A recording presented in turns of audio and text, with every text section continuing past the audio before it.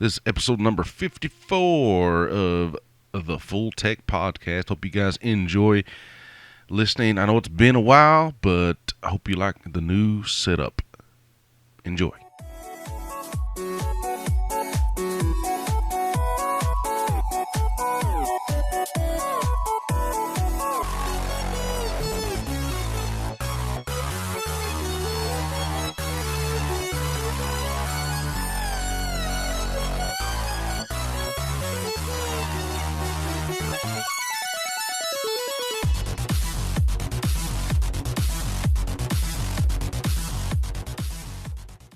Hey guys, it's Smango, and this is the Full Tech Podcast. I know it's been a while since I've done a podcast. If you're not seeing, I've been trying something new on this channel, on the other channel, where I'm kind of face to face with you all here on the camera. I hate being on camera, but I figure that's the way to be, is so you guys get to know me a little better, see what I look like, see what I like to do, collect stuff, drinking, L8, yeah, that's me.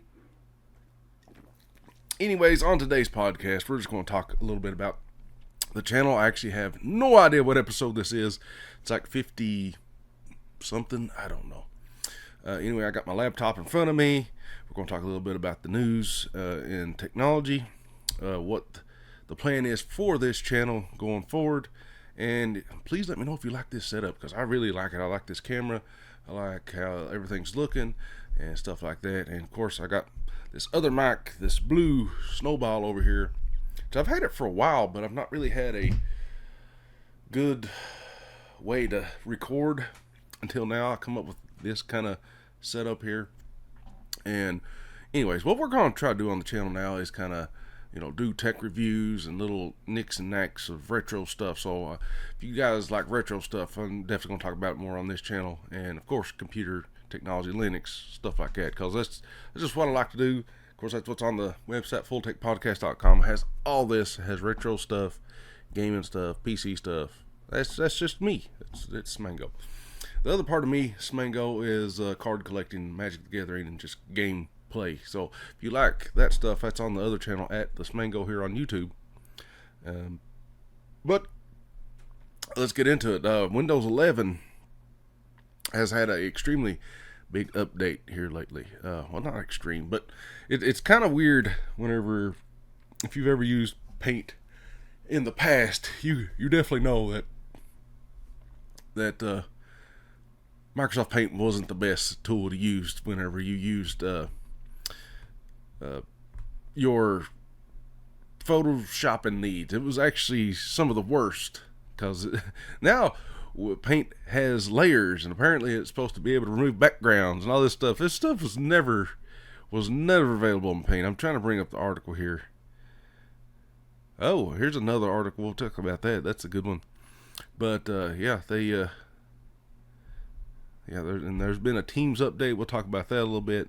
I'm getting a lot of my news from bleepingcomputer.com. It's definitely one of my favorite websites. If you are in the tech world, it keeps you kind of up to date on. Oh yeah, we definitely want to talk about that too. But I want to bring up this Windows update. Where is it at? Lots of 0-day stuff. Of course, here on this channel, we've talked multiple times about being safe on the internet. DDoS, Outlook. I'm not seeing the latest update. I want to go over it. Give me a sec, guys. I apologize. Hopefully I'll explain it good enough on you audio listeners out there. I know the YouTube's not that big. We only got 1,500 subscribers.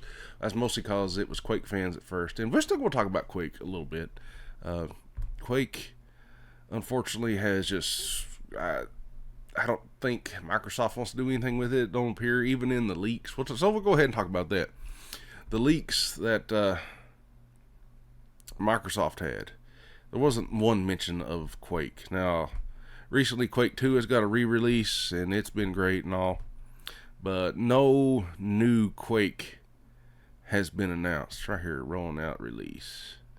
Looks like it's mostly, a new Elder Scrolls. As you know, Bethesda owns the rights to Quake and Doom and all that stuff. So now Microsoft owns all that. So apparently they're just going to release new Dooms and Elder Scrolls games, and Quake is going to just be kind of kicked to the side. It's just kind of how it is, kind of the way it's always kind of been.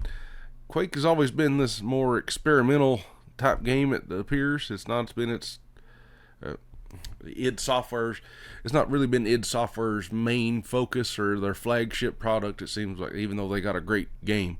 They've had great games in the past. Anyway, I'm not finding this stupid update. Let me just search Windows. Let's talk about this too. I hate new web browsers. I hate them. I don't know what has got into them wanting you to always click 100 times before you get started. Before you get started to be able to search the web. You used to have to do that. Even Mozilla does it now. Chrome does it. Edge was the first one, so we're going to blame Microsoft on this. That was the first one that started this crap. I want you to sign in and make sure you don't lose where you're at. I just want to go to the web. I know how to search stuff. Come on. Anyway, that's my rant on that. I hate new web browsers. I don't know why they think they have to do that.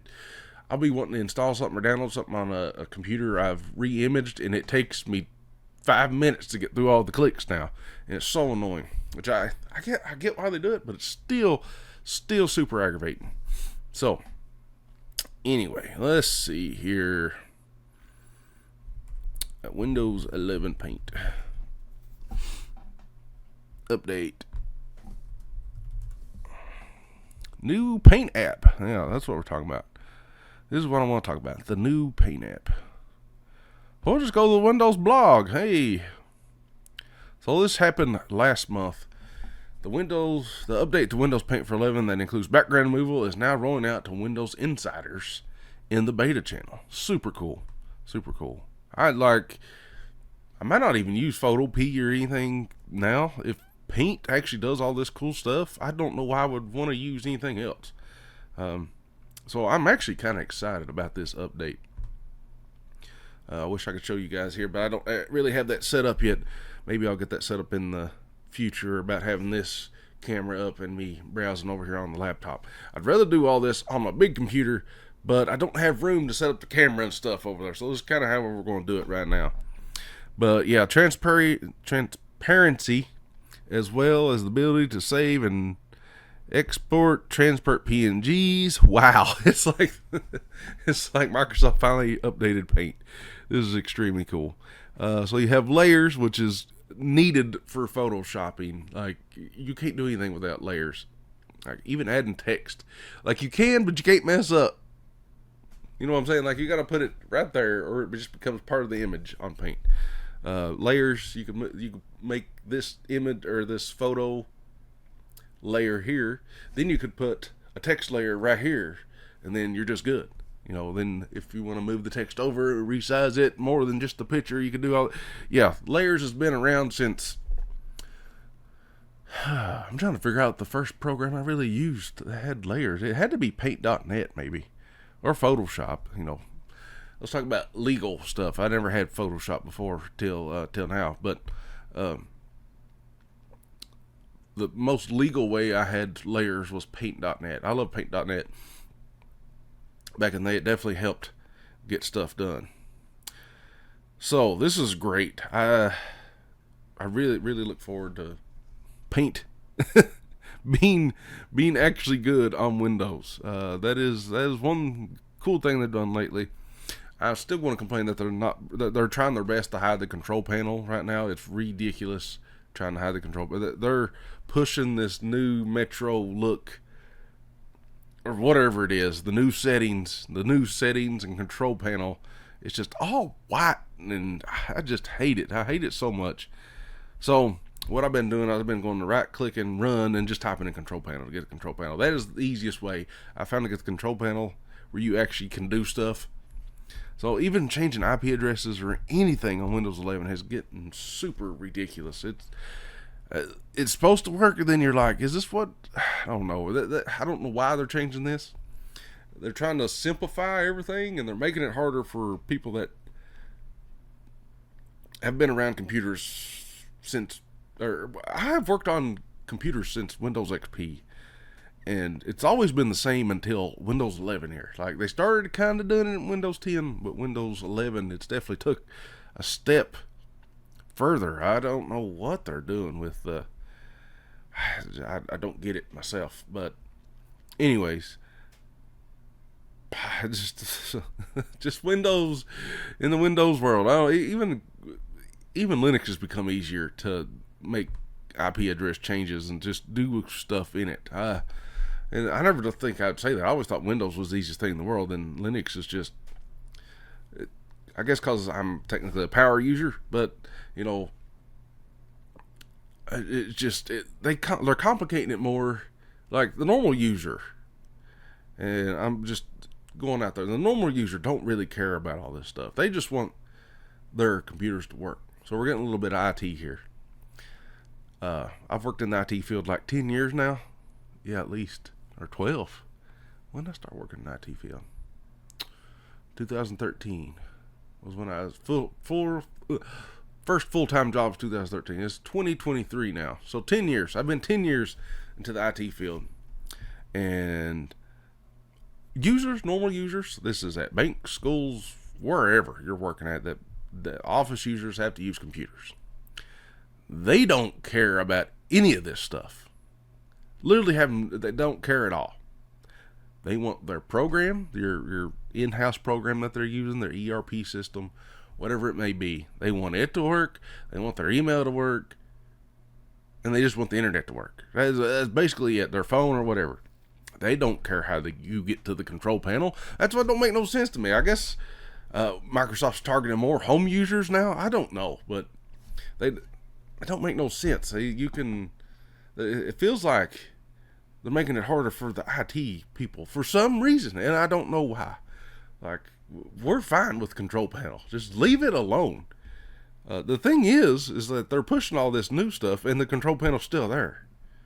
Like, you can still get to it, but it's really, really hard. Like, they changed the Windows X menu. I hate that. It's the worst. I don't know why they won't bring that back. Like, you've been able to right-click Windows X control panel. That was the best thing ever. They took it away in Windows 10 for some reason. That's the best thing Windows 8 done. Then 10 had it. Then 10 took it away. Now 11 don't have anything.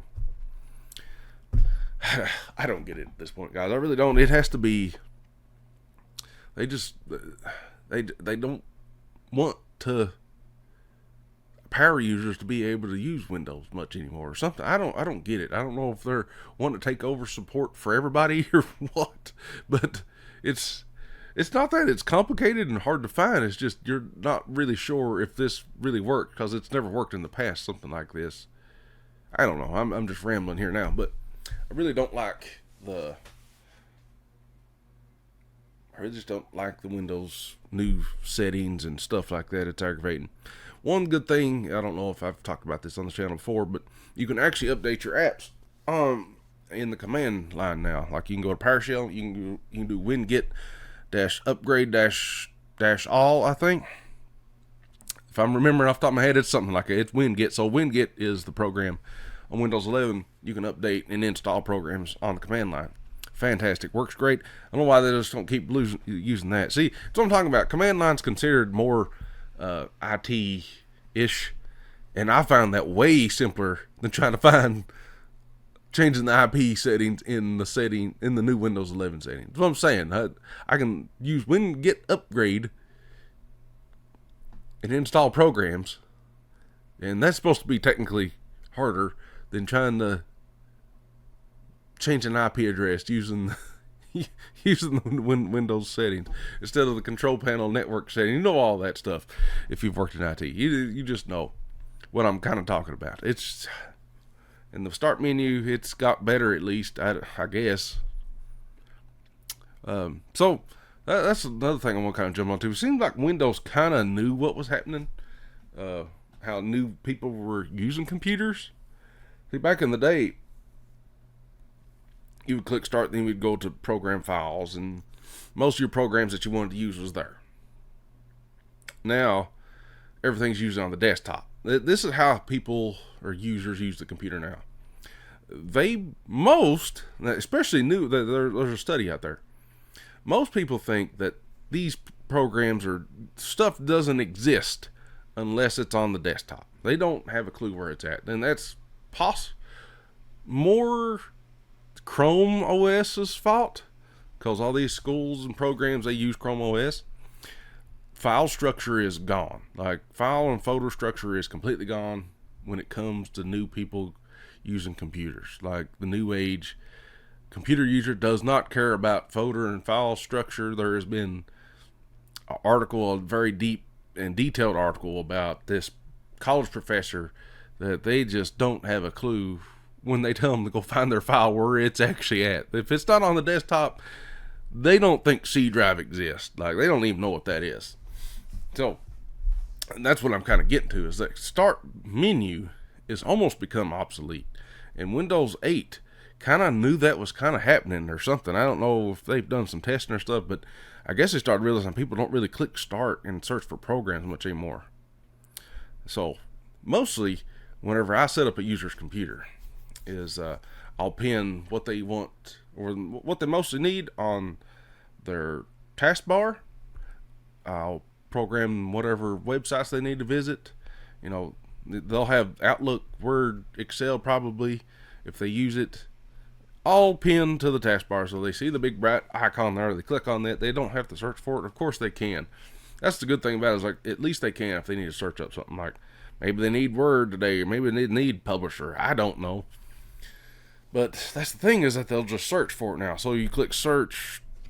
So the best thing Windows 11 start menu does now is you can click it and just start typing, and it usually pops it up if that's installed. So that's great.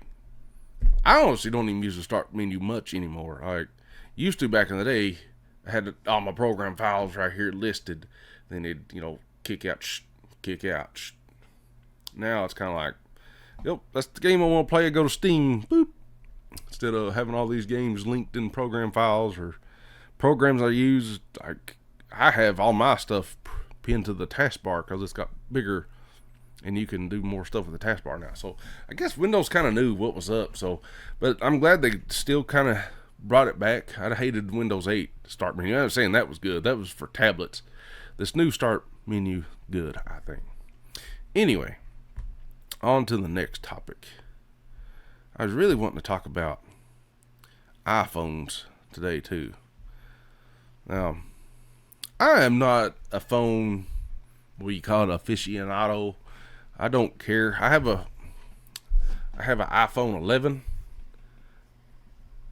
Like,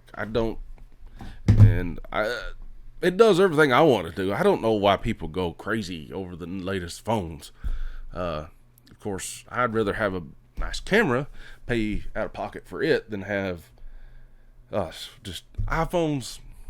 When it comes to phones and Microsoft working together, they just don't seem to cooperate very well.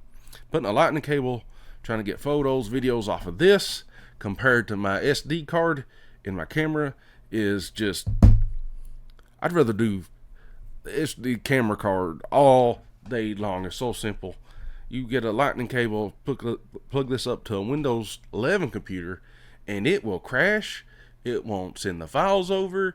I can go to iCloud, download it that way. But who wants to do that? I want to, the files are right here in front of my face. Why would I want to use iCloud and be slower when I can use a cable?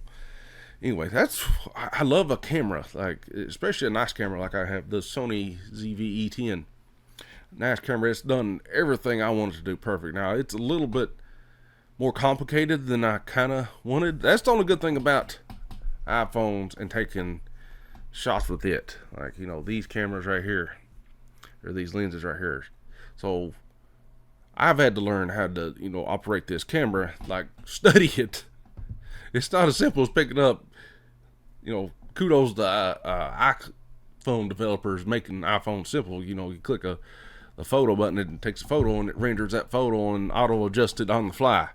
Can't really do that with the Sony DSLR camera. This is not how it works. But I would rather get videos and photos off of that camera right here that I'm looking at all day long compared to that iPhone. It is ridiculous. And the thing is, the DSLR camera takes way better photos than my iPhone 11. I think the iPhone 11 takes fine photos, but just being able to manipulate myself is way better. Anyway, the new iPhone 15 comes out and it's got 0-day hacks and it's overheating, and I don't know. I don't get the iPhone. I've drunk the Kool-Aid fanboys. I really don't. Like, they've got to the point where they just call people poor if they can't afford the phone or something. I'm just like, why would you pay that much for a phone? So this is the argument, I think, that say you're somebody that's not into technology like me. Like, I got my laptop, I got my camera here, got a desktop. That's me. I'd rather use that stuff all day than be on a phone. I can't not stand a phone. I don't like playing games on a phone. The best thing about a phone is that it's there and I can watch videos on the go. Just about it. And, I can text and message. That's the only things I really use the phone for. So I'm not big into phones. I think it's fine. Personally, my favorite phone was the Google Nexus 6 when I had it on Google Fi, and that was when I was working in Wilmore, Kentucky. And that was a fantastic phone. I love that phone. But it done everything I wanted to do. It never had problems getting videos off of it or photos or anything. I don't even know what happened to that phone. It seemed like it died or wouldn't work anymore after I went somewhere else and work. I think I stuck it in a drawer and it just would not come on no more. Would not come on anymore. But, Nexus 6. Alright, so back to the iPhone. I don't really care much about, iPhones. It's whatever. Like I said, the Nexus 6 was a great phone. I didn't have problems getting photo and videos off it. For some reason, it died. When I stuck it in a drawer and tried to get it back out and give it to somebody, have no idea what happened to that phone. It was a great phone, though. I really enjoyed that phone. Like I said, I don't really like gaming on my phone. My son likes gaming, so I have the Apple Arcade, and I just share with him. It's fine. I don't know how anybody does anything productive on a phone. Like, this is emergency only. Like, if I gotta do something like for work or contact somebody, like, it's great. I use it for music more than anything. Like a YouTube Music, I have to subscribe to that so I can listen to it wherever I want. I don't understand everybody drinking the Kool-Aid and being just absolutely crazy over the latest iPhone. I don't get it. It's not me. It's whatever. Samsung, Google, iPhones, it don't matter. As long as it works to me, I don't care. So that's my thought on iPhones. And I like making fun of people that just absolutely love iPhones. And my argument for them is, if that's all you have, and like me, I have laptops, computer screens, everything, monitors, mouse, keyboards, I got it all over here. And that's why I make content stuff too, though. But still, it don't make any sense why I would care about a phone. Like, I don't use it that much. Now, somebody that their whole world revolves around a phone, like maybe they do take photo and videos for YouTube or their kids' stuff, or that, that's all they need. Cause somebody asked me the other day, they was like, John, how much is a camera like you got? That I was like, listen. He said, my wife's wanting to kind of get in the photography and stuff. I'm like, listen, I was like, iPhone does good enough for just anybody wanting to start taking photos. If they were really wanting to get into photography, let them start using their phone first. Like, you can buy tripods and everything in the world for an iPhone. And it auto adjusts the photo for you. Like, why wouldn't you? I tried using that myself. Like, I was like, I'll just use my iPhone. But it got such on my nerves trying to get video and files off of this iPhone on my Windows computer. I was just like, I can't do this. Like, I'm just buying me a camera. I'm just going to learn how to use it. And that's what I told him. I was like, you will have to learn, or she will have to learn how to use the camera. She will have to learn how to photo edit, because DSLR cameras, they take fantastic photos, but some of them, they're so raw. Like, you can adjust how everything looks down to anything. They took so many pixels and stuff like that. You can just adjust it and make it look beautiful. Like, I could take a picture right now and it would look good. Don't get me wrong, but I have the ability to use Photoshop or like Lightroom or something like that to make the photo look even better. Like, I can adjust the colors everywhere.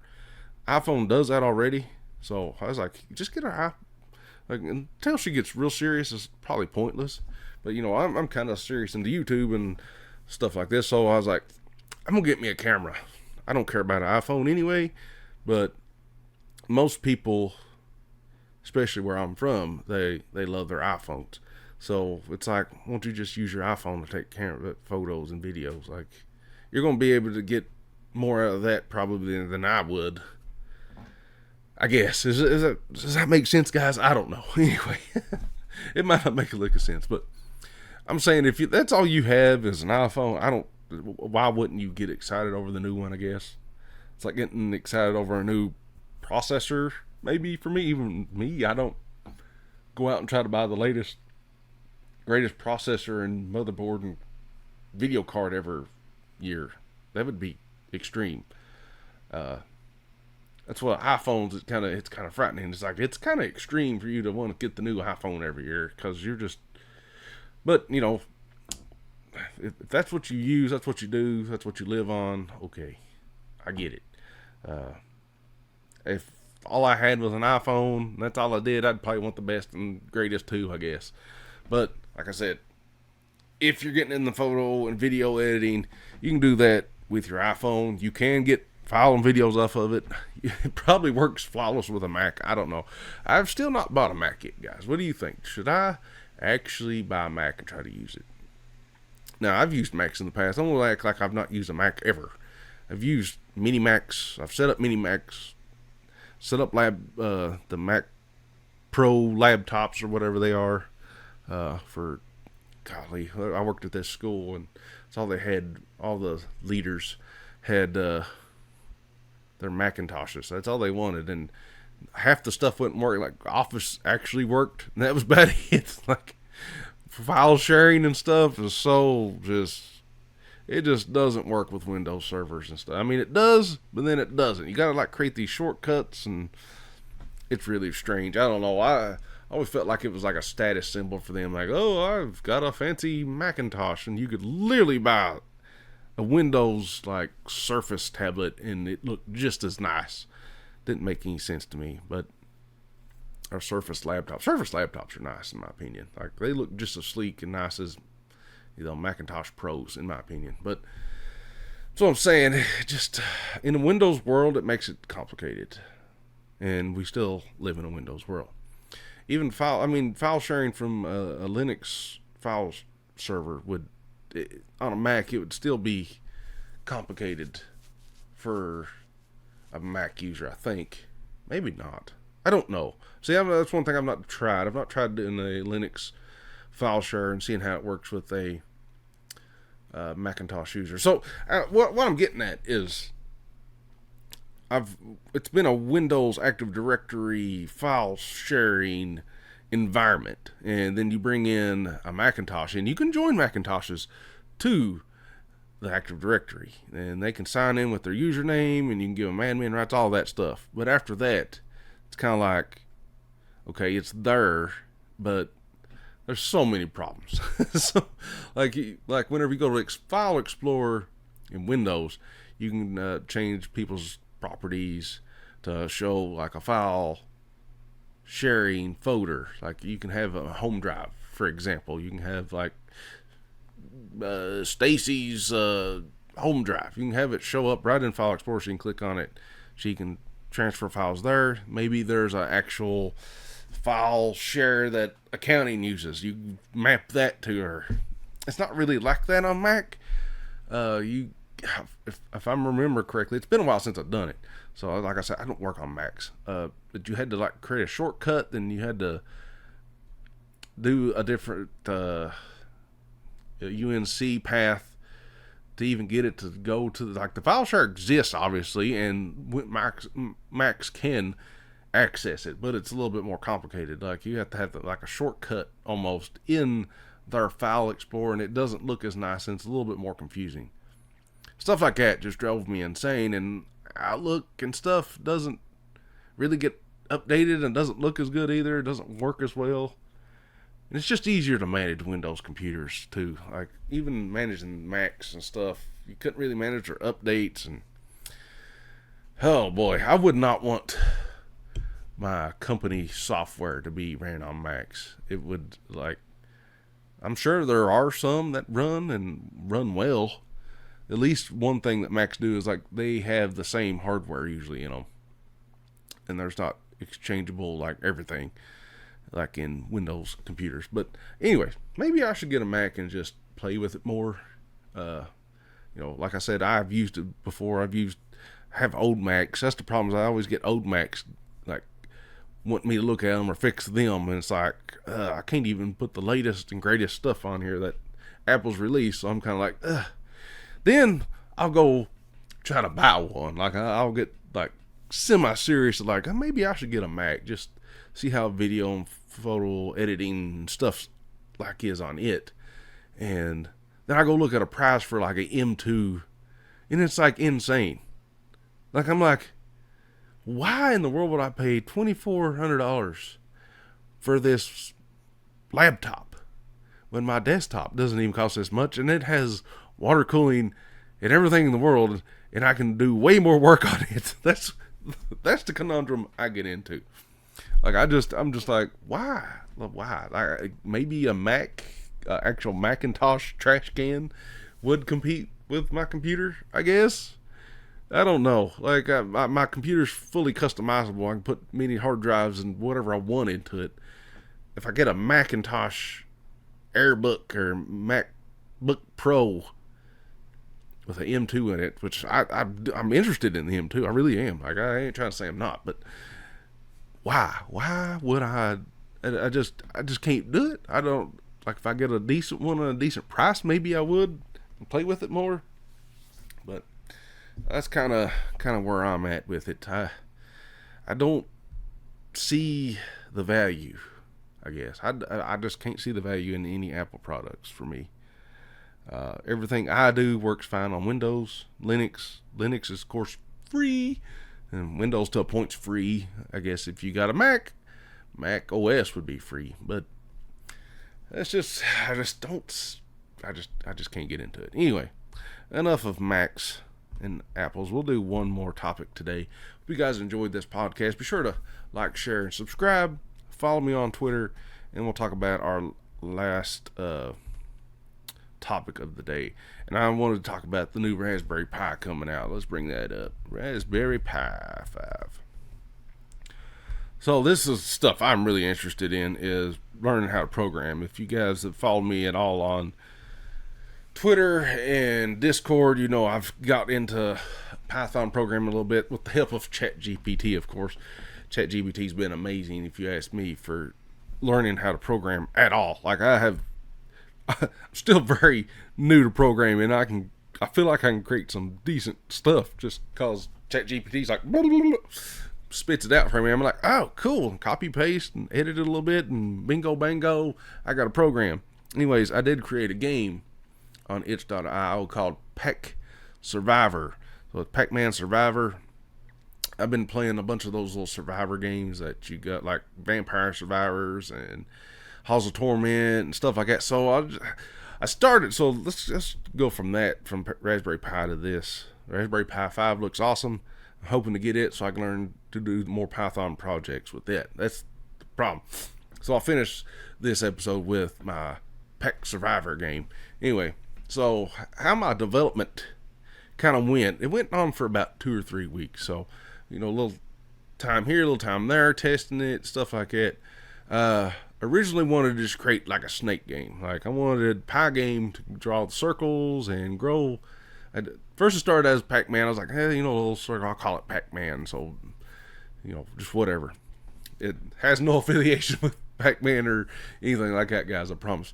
Anyway, so Pac Survivor, it turned from a snake game. Like I was wanting to collect pellets and just kind of make my own snake game. So I built like these little blue walls, and the little circle couldn't go on the outside of it. Kept the player inside. Would stop if you get to a certain angle, stuff like that. And I was like, okay, I'm gonna make pellets randomly appear, and I want it to grow. Only problem is it never would grow Pac-Man right. No matter what I told ChatGPT to spit out, it would like start just trailing behind him, and it wouldn't ever grow him long like the actual snake. And I didn't want to actually put any graphics or anything into the game. Like I could have probably made it grow or something like that. I don't know. Anyway, it went from that to, okay, then let's see how long we can survive. So I started adding enemies, these red Pac-Man. I started randomly enemies every like 10 seconds or 5 seconds or something like that. They would appear on screen and bounce around. So if Pac-Man hit them, they would die. And so you would basically turn into a high score game. Grab as many pellets as you can. You get a extra man at what, 25 pellets, but also the evil Pac-Mans would start spitting out green pellet balls on you. You have to dodge all this stuff if you play the game. You can find it on itch.io. I might leave a link down below. I haven't worked on it in a while, but I really want to get the Raspberry Pi 5, and I want to get the developer like where it's the keyboard from Raspberry Pi. That sounds so awesome. Then I can get like a LCD screen and I can just hack away on that thing. That's what I kind of want. So very cool that the Raspberry Pi 5 has been announced. I think, what do they call it, the Raspberry 4000. So maybe the Raspberry Pi 5000 for the built-in keyboard stuff. That sounds awesome to me. It costs like $100.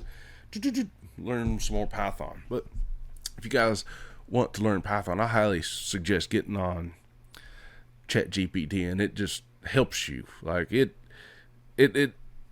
can't create everything itself, but it does a good job of taking somebody like me, a complete noob, of developing a game or anything, and I have created some useful things with ChatGPT, like stuff I've used. Like it's phenomenal to me. It's crazy.